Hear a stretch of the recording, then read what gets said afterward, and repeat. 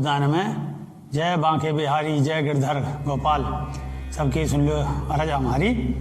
और इसके साथ सभी को जो है आज का दिवस जो है गोवर्धन दिवस, उसकी शुभकामनाएं। इस विषय में अनेकों कथाएं हैं। गोवर्धन के सबसे मशहूर जो कथा है वो भगवान श्री कृष्ण की है, लेकिन ये अनादि काल से ही था। वैदिक काल से जब दीपावली समाप्त होती थी तब जो ये आज आप देखोगे जो हमारे घर में एक पुरुष की वो बनाई जाती है, जिसमें वैसे देखो जो हमारे मिशन की ओर से तो पुरुष उपासना कही जाती है, इसमें किसी भी स्त्री की आराधना इसमें नहीं दिखाई गई है। अब देखो उसमें जूड़ा बनाते हैं अलग अलग उसमें।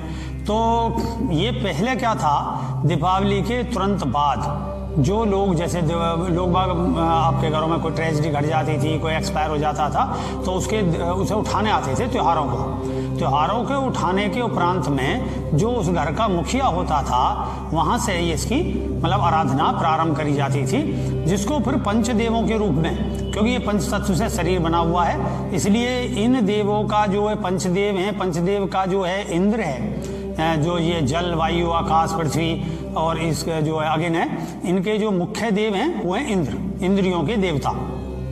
और इंद्र को एक तरीके से वैसे आत्मा भी कहा गया है वेदों में। तो उस आत्मा की उपासना थी, जिसमें वो द्वापर तक आते आते वो ये हो गई कि जो इंद्र भगवान थे जो इसके वर्षा के देवता माने जाते, वैसे वर्षा के देवता तो वायु के भी और उसके वरुण देव, तो लेकिन उसके बाद में भी मुख्य देवता इंद्र माने गए। तो इंद्र की आराधना होती थी। उसमें कथाओं में फिर इस तरीके के कंस के कहने पर या इंद्र ने जो है उनकी जो लोगों की जब कृष्ण जी ने मना कर दी कि भाई इसकी आराधना बंद करो और आप अपनी आत्माओं का ध्यान करो। कृष्ण जी का उपदेश अलग है, कृष्ण जी का उपदेश है अपनी आत्माओं का ध्यान करो, क्योंकि उनके गीता का मूल उपदेश अगर आप देखोगे तो उसमें लगेगा वेदों का उन्होंने जीर्णोद्धार करा है और उसको अपने प्रत्यक्ष जीवन में दिखाया। तो वहाँ पे क्या है कि उन्होंने जब इंद्र की आराधना को बंद कर दिया तो उन्होंने इंद्र ने उस पर जो है मूसलधार वर्षा करी। ये कथा है कि उन्होंने फिर कंकी उंगली पर गोवर्धन उठा लिया। लेकिन अगर इसे तार्किक दृष्टि से दूसरे ओर से देखें, आध्यात्मिक पक्ष तो इसका दोनों तरीके से सिद्ध किया जा सकता है कि जो है ये तो अलौकिक घटना होगी कृष्ण जी की, कंकी उंगली पर उन्होंने उसको उठा लिया।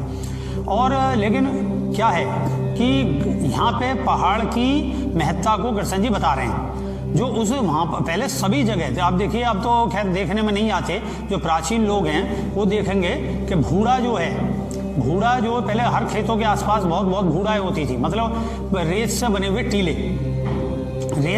टीले होते थे, जिनको काट कर ये सब समतल भूमि बना दी गई। तो नतीजा क्या हुआ कि ये इस एरिए में मतलब जहाँ ब्रज भूमि है इससे लेकर और राजस्थान के एरिया में ज़्यादातर ये पहाड़ी एरिया था।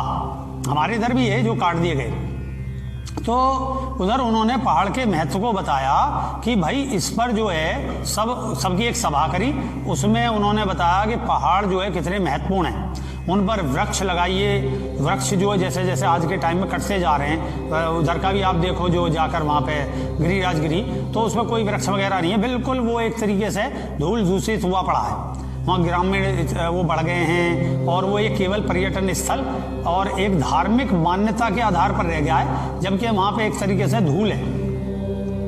इसको हम दूसरे तरीके से लें तो मेरा यहाँ पर और कृष्ण जी का जो उपदेश था वही मैं एक प्रकार से यहाँ दोहरा रहा हूँ कि उन्होंने ये कहा कि देखिए वृक्ष लगाओगे तो वृक्ष से क्या है, प्राणवायु बढ़ती है। प्राणवायु जो है हमारा स्तर है, हम जब जमीन पर रहते हैं यहाँ पर तो नीचे, और पहाड़ की ओर तक जो है जब वृक्ष ऊपर तक रहते हैं तो ऑक्सीजन की मात्रा बहुत ऊपर तक सुदृढ़ रहती है, हमें बहुत ऊपर तक मिलती रहती है। और जो ये जैसे आप देखते हो धूल धक्कड़ ये जितनी भी आ रही है, इसको वो वृक्ष रोक देते थे अपने उस प्रभाव से, उनसे टकरा कर ये सब धूल धक्कड़ रुक जाती थी। नतीजा क्या होता था, हमें स्वच्छ वायु मिलती थी। अब हमने क्या करा, नीचे तो वृक्ष लगाने ही बंद कर दिए, नीचे भी काटने शुरू कर दिए, पहाड़ी एरिया सब काटने शुरू कर दिए। पहाड़ जो थे, पहाड़ों के माध्यम से वाटर तल जो था, जल का तल ऊपर उच्चतर रहता था, पहाड़ों से पानी गिरता रहता था, तो हमें वो और ठंडा और शीतल मिलता था। तो वो भी मिलना बंद हो गया, क्योंकि वृक्ष जो है वो वृक्षों की जड़ जो है वो इतनी उसको फाउंडेशन बनाती हैं, जल की फाउंडेशन को बनाती है, ऊपर को खींचती हैं, तो जल उस पर पहाड़ पर बना रहता है। अब जो जो वृक्ष भी कटते जाएंगे तो उसमें से जल घटता जाएगा, वहाँ शुष्कता आती चली जाएगी, धूल की मात्रा बढ़ती चली जाएगी। इसलिए उन्होंने उस काल में भी ये संदेश दिया। और चूंकि गाय भैंस चरती थी उस जमाने में, जो भी और बकरी वगैरह वगैरह जो जीव जंतु थे, चाहे वो शेर थे, चीते थे, वो जंगलों में रहते थे। जंगल कटते गए, वो जमीन में आ गए, नीचे की ओर आ गए, मनुष्य को परेशान करने लगे। बंदर वगैरह ये सारे चीज जंगलों में रहते थे, जो कि आज हमारे यहाँ समस्या का चारों तरफ देखने में आता है, बंदरों का। तो उन्होंने उसी पे उपदेश दिया कि भाई आप जो है ये गो पालन के लिए भी सर्वश्रेष्ठ है। इस पहाड़ की उपासना का अर्थ मतलब उन्होंने उसके महत्वता को समझाया कि आप इसके महत्व को जानें, और जब आप यहाँ आएँ तो वृक्ष तो जो काट रहे हैं वो तो काट लें अपनी उपयोगिता के लिए, लेकिन वह नहीं लगा दें। मैं अपने भक्तों को भी संदेश देता हूँ और अक्सर ये कहता हूँ भी आप भी जब तीर्थ यात्रा करने जाएं, कहीं भी वैष्णो देवी जाएं या गिरधारी इस पर जाएं और गिरिराज पर्वत पर जाएं, या कहीं भी जाएं, तो वहाँ पर आप जो है पौधे लगाकर आइए। यात्रा करने का अर्थ क्या होता है, जब हम यात्रा पुनः जाएं तो देख के आए हमारा पौधा या किसी का भी लगाया हुआ पौधा हम उसको सिंचित कर दें, उसमें जल डाल दें, जिससे वो बढ़े, उसकी वृद्धि हो, वृक्ष बने वो आगे चलकर। तो ये यात्रा करने का भी प्रयोजन इसलिए होता था कि आप अपने वातावरण का निरीक्षण करके आएं।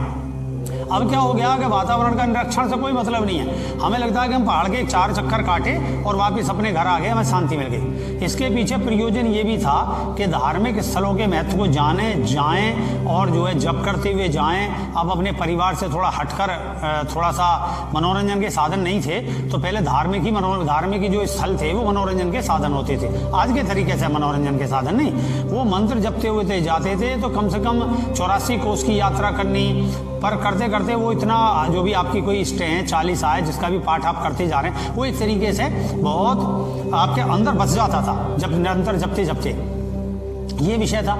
तो उन्होंने वो सब ज्ञान दिया कि भाई आप जो है वृक्षों को लगाएं। और मैं ये कहूँगा सभी संतों की ओर से भी और सभी संतों को ये विनम्रता से कहेंगे कि भाई आप अपने भक्तों को ये संदेश दें कि आप जहाँ भी तीर्थ यात्रा करने जाएं वहाँ अपने अपने परिजन के हिसाब से, जो भी आपके घर में 5 मेंबर हैं, 4 मेंबर हैं, 2 मेंबर हैं, उसके अनुसार एक एक पौधा ले जाएं, वहाँ पेड़ को लगा दें, आप लगा दें। और वहाँ जल तो है ही, जल लेकर वो डालें। वो वनस्पत आप जो इष्ट है उससे इससे ज़्यादा प्रसन्न होगा। ये सेवा है, ये प्रकृति की सेवा है। प्रकृति की हम सेवा करेंगे, प्रकृति हमारी सेवा करेगी। इसलिए इसको दिवस को अन्नकूट भी कहा गया।